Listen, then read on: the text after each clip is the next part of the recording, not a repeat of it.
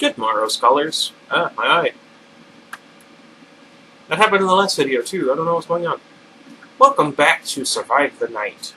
Now, if you remember from the last video, and I certainly remember, I'm still mad about it, a weird tentacle monster appeared in the subway tunnel. I'm curious. Had they not gone down the watery path, would they have run into it? I guess it doesn't really need to be in the water because everywhere else it attacked somebody. It wasn't. What do you think it is? Some mutant science experiment gone awry? All those symbols that they mentioned in that one chapter. Was it the last chapter or the one before it? I don't remember. Could it be some weird cult thing that's brought it into their world from an alternate dimension? I'll be honest, I've never really been a big fan of H.P. Lovecraft's work. I won't say that it's bad. I never would want to say that. I wouldn't want to insult it or anything. I've just never been a fan. Although, I have a great deal of respect for it. Not just his original work, but everything that people have added to it since then. And even with mine and Miga's series, we're kind of taking inspiration a little bit from some of it. Anyway, before I get too much more distracted, we are in chapter 20, page 199, and that's going to bother me the rest of the day. Let me know your thoughts, and please don't be mad if you love H.P. Lovecraft. I apologize. Run, I guess. I grew up in the darkness, grabbing the first thing I touch. Sorry. It's Sam's arm. He stiffens below my fingers. Run! Run! Run! I scream. My friends don't have to be told twice, even though she's told them 4 times. Yeah, 4 times. We all saw that thing unfurl below the water. There's no time to get our bearings or argue about which direction to go. We run deeper into the tunnels, trying to get as far from the tentacle as possible. Woody stumbles into my back, and I hear Shanna panting. Sam twists his arm around so that he can grab my hand. He's faster than me. He pulls ahead, but he doesn't let go of my fingers. That's nice. I mean, he kind of owes her one anyway. I'm just gonna brain him. But yeah, we'll see what happens. Who do you think's gonna die next? Honestly, I kind of feel like it's gonna be Sam. I don't think he'll make it. But I think Shanna will be the one to die last. You know what I mean? You know what I mean. Let me know what you guys think. There's movement below the water, and something slithers past my leg. I can feel it. I remember one time I accidentally left the door to Iggy's cage open, and he got out while I wasn't looking, and I was recording something. I don't think it was a book, though. This was before I started the readings. And he had crawled up alongside my leg, and all I could think was, I am really lucky he didn't bite me, because he's very violent. That happens with iguanas sometimes. They start out relatively normal when they're young, and then they turn into brutes, I guess. What was that? I release a desperate shriek and run faster. Cold splashes around my knees, slowing me down. My legs used to be lean and muscular, but it's been too long since I played soccer. I grit my teeth and force my legs through the water. Huh! I wish I lived near a pool. Go running in the water. That'd be great resistance training. What was I doing? Pain shoots up my bad knee. I have 2 of those. I breathe through it, trying to ignore the nausea that fills my stomach every time I put pressure on my leg. I will my body to move faster. I'm stronger than this, I tell myself. I used to run miles without stopping. I can barely run a few feet. Now I'm out of breath after minutes, and my heart feels like it's trying to hammer through my chest. This isn't just my injury. This is the drugs. I feel how they changed my body, made me slow and weak, and I hate myself. I'm not on drugs, I just don't like me.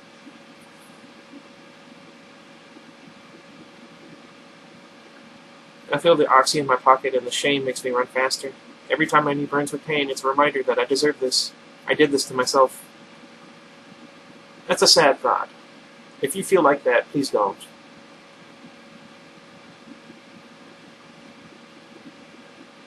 It'll get easier. Give it time. I hear my friends breathing in the darkness around me. Water sloshes against the tunnel walls, and the sound echoes behind us. We're slowing down. I want to shout at them to move faster. We can't stop now, but my own breathing's too heavy. I can't even speak. Something brushes against my ankle underwater. I scream, my voice shrill and horrified. Something rustles in the darkness. Casey! Sam hisses. He fumbles for my hand, his palm slick with sweat. I had a dream about that. Run! Coward. I push Sam and he stumbles a few feet, water splashing around his waist. I can't stop picturing that tentacle twisting below us. I imagine it winding around our ankles, pulling us under the surface. We have to keep moving. Sam hesitates. We need a plan, Case. We don't even know where we're running. He's right. We're going to get lost if we keep going like this, Woody says, panting. His long blonde hair lies flat against his head, and his shoulders are rigid. I think we left it back there anyway. There could be more than one, Shanna says. She's trembling so badly that her voice quivers. And we don't know how big it is. That tentacle. Isn't there, like, some jellyfish, their tentacles are about 100 feet long?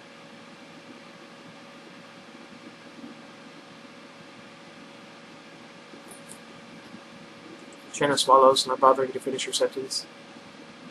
It could be anywhere, she says instead. What the beep was it? Woody swears and kicks the water, sending a spray across the tunnel. It hits my cheek, making me flinch. Where did it come from? No one answers. No one knows what it is. There's something else, I say. I touch my fingers to scratch the... I touch my fingers to the scratch I left on my cheek. There we go. Remembering the thing I saw behind her eyes before she died. Lawrence's eyes had looked like that when I stumbled into him in the tunnel. And then seconds later, I found Julie's body. I think it can do things, I say. I blink and my eyes start to adjust to the darkness. I can just make out the lines of the subway walls. Tenement halls? And the shadowy shapes of Shanna and Woody. Uh-oh. I think something moves in the darkness above them. My breathing sounds raspy in the tunnel, hollow. It could be my imagination, I tell myself. The shadow's playing tricks on me. But the shape looks fluid and muscular, like an elephant's trunk. Or a snake dropping from a tree, which is a horrifying thing. It's here, I hiss. I grab some. I like that I pulled away like that. Ah, Luigi. I would be the worst person to have in a horror movie situation. Or really just any horror trope in general. Except maybe ghosts. I think I'd be good in ghosts. Anything else? No. I'm fairly certain everybody would leave me to die.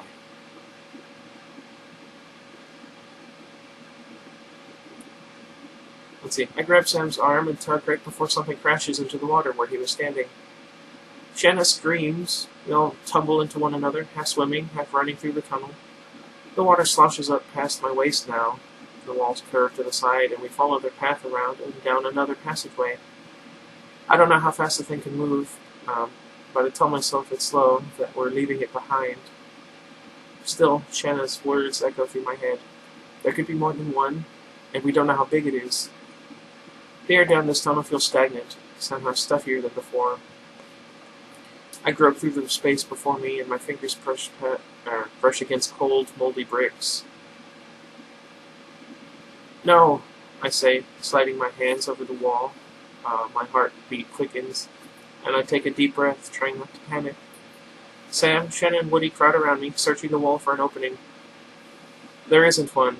We've reached a dead end. That thing led us here, Shannon says. Her voice quivers. Dang it. It's a trap. I take a step back, wrapping my arms around my chest. The shadows keep transforming into giant curling tentacles. Everything that brushes against my arm or leg is the monster reaching out to grab me. I rub my eyes with my palms, trying to shake the nerves away. It isn't here yet. It can't be here. I blink into the darkness. My eyes blur as I try to make sense of the shadows. I notice a dark patch of black just a few feet above our heads. I touch Sam's shoulder. There, I say, pointing to the wall. Do you see it? He moves his hand, fumbling along the wall above us. There's something here, he shouts. It feels like a window or a ledge. Shanna releases a sharp breath. Thank goodness, hee, she says. Woody splashes over the wall next to him. I feel it too. Water sloshes around his waist as he rises up on his tiptoes. There's a concrete ledge just above our heads. It's narrow, though, maybe a foot deep.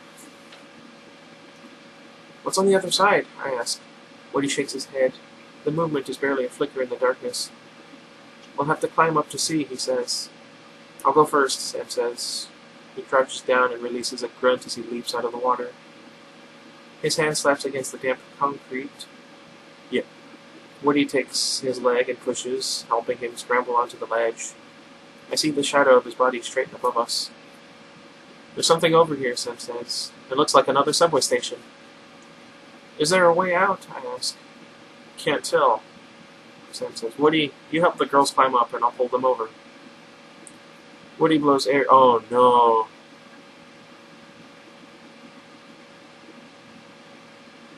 Dang it. Woody blows air through his teeth. Got it. He turns to Shanna. Come on, you're up. I don't know why I said it like that. Shanna shuffles forward, and Woody helps her up to the wall. Sam grabs her arms and pulls her onto the ledge, groaning. She scrambles up next to him, then peers over the other side. Here goes nothing. What was that? I don't know if you guys will be able to see it when the recording's done and uploaded, but something black just went across the screen. Or maybe it was just filtering because of the changing of the lighting. It scared me, though. Very much on edge. What was that? Shanna shuffles forward, and Woody helps her up to the wall. Sam grabs her arms and pulls her onto the ledge, groaning. She scrambles up next to him, then peers over the other side. Here goes nothing, she mutters, and jumps. I hear a splash. It's deeper over here, Shanna shouts, her voice muffled by the wall. Hurry! Your turn, Woody says to me. I wade over to him, and he grabs me around the waist. Who's going to help you over, I ask, before he can lift me. You're underestimating my incredible manliness, he says. Then he releases a very manly grunt and lifts me out of the water. I brace my bare feet against the wall to steady myself, and Sam's hands clamp around my wrists. He pulls me onto the ledge next to him.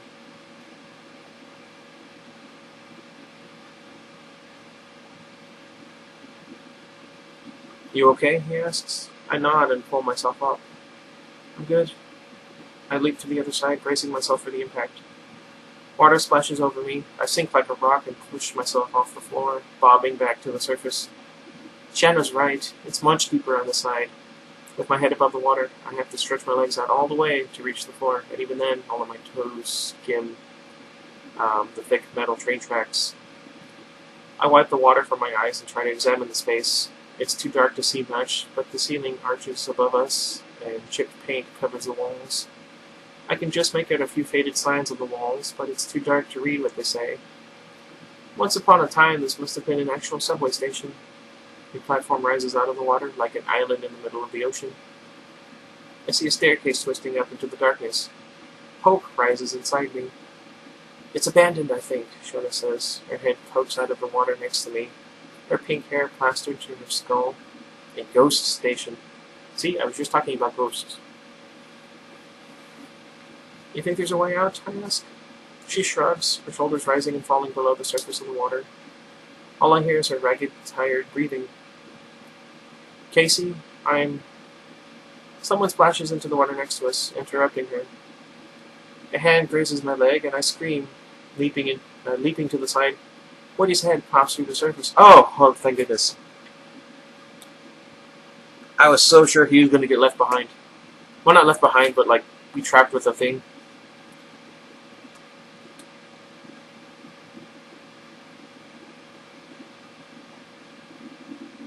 Sam's coming, he says, spitting a stream of water through his teeth. Ew. I step up to the wall and press my hand against the bricks. I turn my face forward, toward the opening, waiting for Sam. I feel the slightest brush against my pinky, the freeze. Fear makes my body numb. I squint into the darkness, trying to separate the shapes from the shadows, but everything is black. It can't be here, I whisper to myself. We climbed a wall. We're in a separate station now. It is impossible. But I move my hand over the wall just to be sure. I feel bricks and mold and dirt. The wall is slimy beneath my fingertips, but the slime doesn't bother me anymore. I don't know why I said it like that. My breathing returns to normal. Then my fingers brush against something cool and slick. Every nerve in my body flares. No, I whisper, groping the wall. It feels like a fire hose. I pray that's not what I think it is. Or that it's not what I think it is, that I'm being paranoid.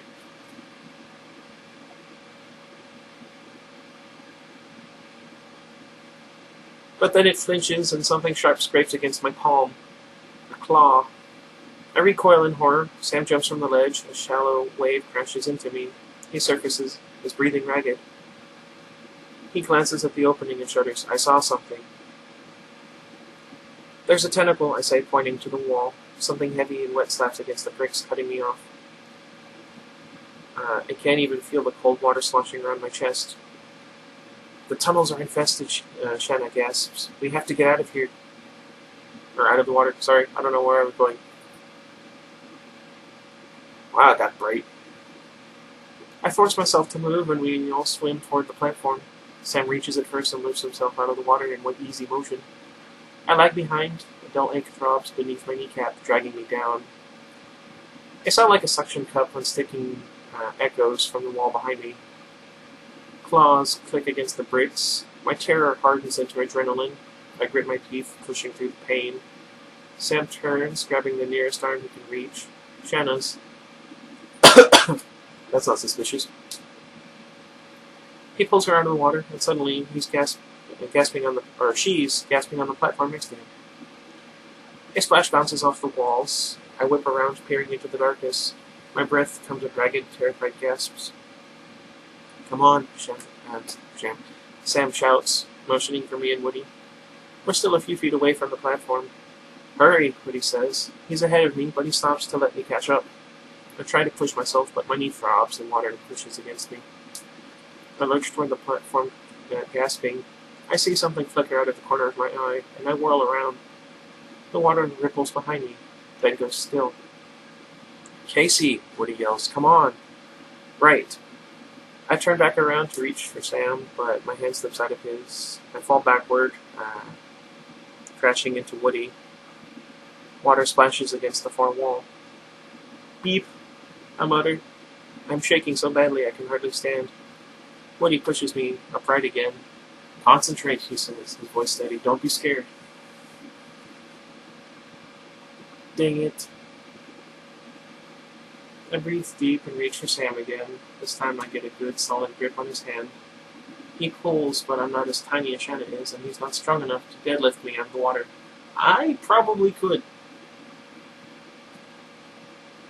Not to be bragging or anything. I'm pretty sure I could.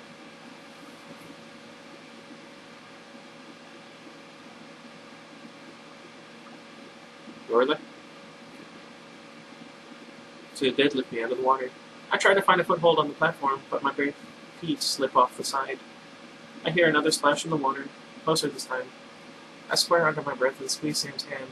His fingers are wet and his eyes widen as I start to slip away. Don't let go, he says, tightening his grip. I hear something in the water and my hands start to tremble.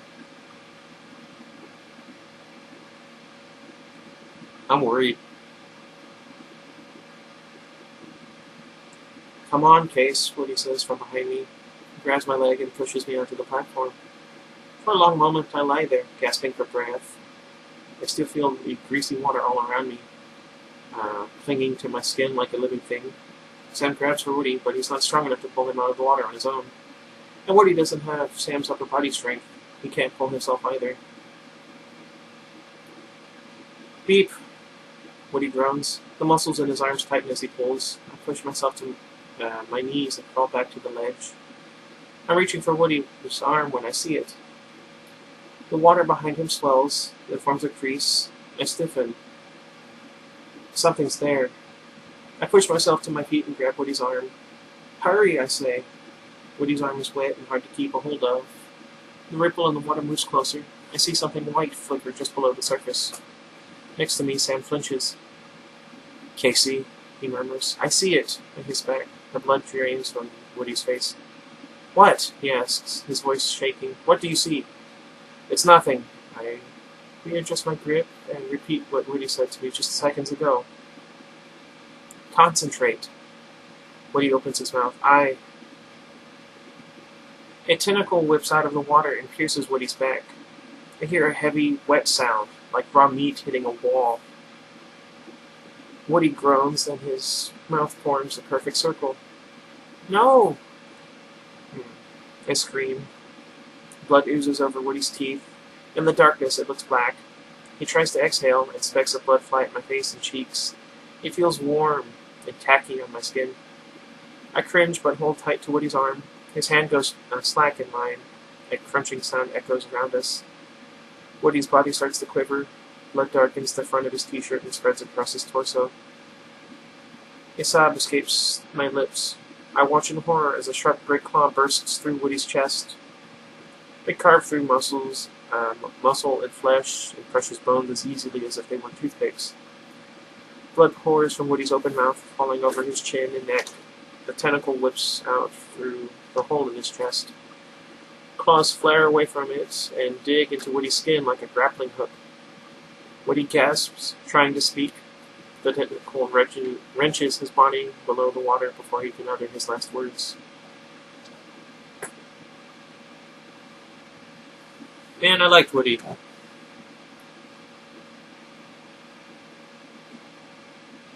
I'm sad. I guess I should have seen that coming.